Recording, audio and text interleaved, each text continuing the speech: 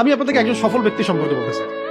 জুলাইবিস রাদিয়াল্লাহু আনহু ছিলেন কালো মানুষ, খুব উচ্চ বংশের না, খুব সুদর্শন না, খুব লম্বা না, খাটো টাইপের মানুষ, একটু বেটে টাইপের মানুষ, টাকা পয়সা একদমই নাই। তার অবস্থা কেমন? নবী সাল্লাল্লাহু আলাইহি ওয়াসাল্লামের সাহাবীরা অন্য হাদিস থেকে বলেছেন যে রাস্তার পাশে তিনি পড়ে থাকতেন। ধরেন আমরা মসজিদে হেঁটে আসতেছি, রাস্তার পাশে একজন বসে আছেন, গায়ের জামা কাপড় খুব একটা উন্নত না, ছেঁড়া, তাসবিহ নিয়ে জিকির করতেছেন। আপনি কি খুব ফোকাস করবেন তার দিকে? করবেন না কিন্তু। মানুষ তার দিকে ফোকাস করে না খুব একটা, যাওয়া আসা করে, সে পড়ে থাকে। কেউ খাবার দিলে খায়, না দিলে খায় না, এইভাবেই তার দিন যাচ্ছে।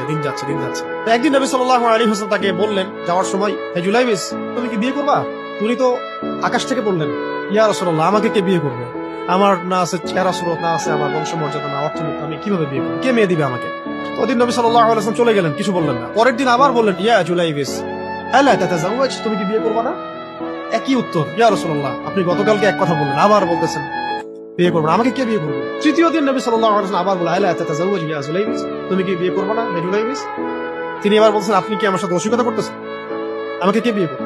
নবী সাল্লাল্লাহু আলাইহি ওয়াসাল্লাম বললেন যে অমুক আনসারী সাহাবীর বাসায় যাও, সেখানে একজন বিবাহযোগ্য নারী আছে, মেয়ে আছে, তাকে গিয়ে বলো যে আমি রাসূল সাল্লাল্লাহু আলাইহি ওয়াসাল্লামের পক্ষ থেকে আমার বিয়ের প্রস্তাব নিয়ে আসছি। তিনি গেলেন, যাওয়ার পরে বললেন যে আমাকে প্রস্তাব পাঠানো হয়েছে।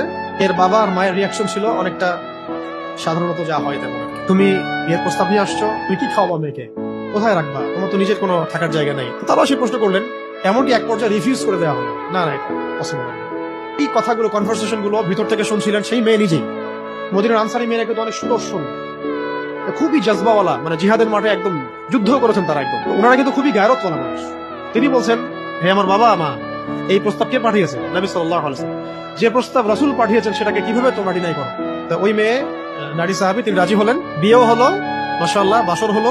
এবং সকালবেলা আওয়াজ হচ্ছে, মদিনার চারপাশে এলান হচ্ছে যে হে মুসলিমরা, সবাই বের হও, ইহুদিদের সাথে যুদ্ধে আমাদেরকে খায়বারে যেতে হবে। নবী সাল্লাল্লাহু আলাইহি ওয়াসাল্লাম তোমাদেরকে আদেশ করেছেন। তো জুলাইবিস রাদিয়াল্লাহু আনহু বের হয়ে গেলেন যুদ্ধের জন্য। খায়বার দুর্গ জয় হয় এবং এই দুর্গ পুরো জয় করতে, সবগুলো দুর্গ জয় করতে 12 থেকে 16 জন মুসলিম সাহাবী শহীদ হন। এখন নবী করিম সাল্লাল্লাহু আলাইহি ওয়াসাল্লাম শহীদদের লাশ তালাশ করছেন।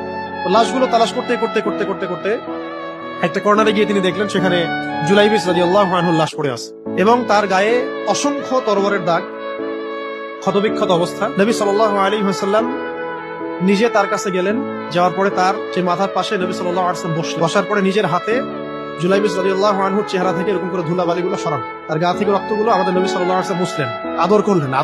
নিজের উরুর মধ্যে তার মাথাটাকে নিয়ে এসে রাখার পর এইভাবে আদর করতেছেন। আর এরপর উপরের দিকে তাকালেন, তাকে চোখ নামাই নিলেন।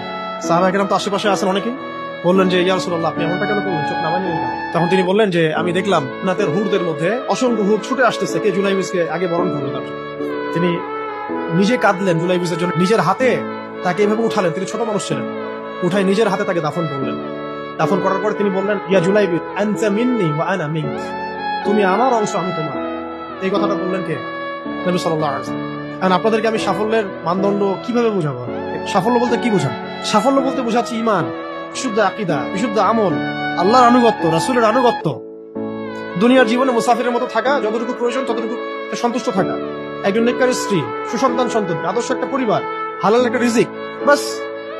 ইসলামের জন্য দাওয়াত, তাবলীগ, মেহনত, দিন প্রতিষ্ঠার চেষ্টা, প্রয়োজনে জিহাদ, প্রয়োজনে শাহাদাত। আর কি আছে সাফল্য বলতে? আচ্ছা, অনেকেই দেখে আমার ভিডিওগুলো দেখেন, মাঝে মধ্যে লাইকও করে, বাট ফলো দেন না কেন ভাই? একটা ফলো দিলে কি হয়?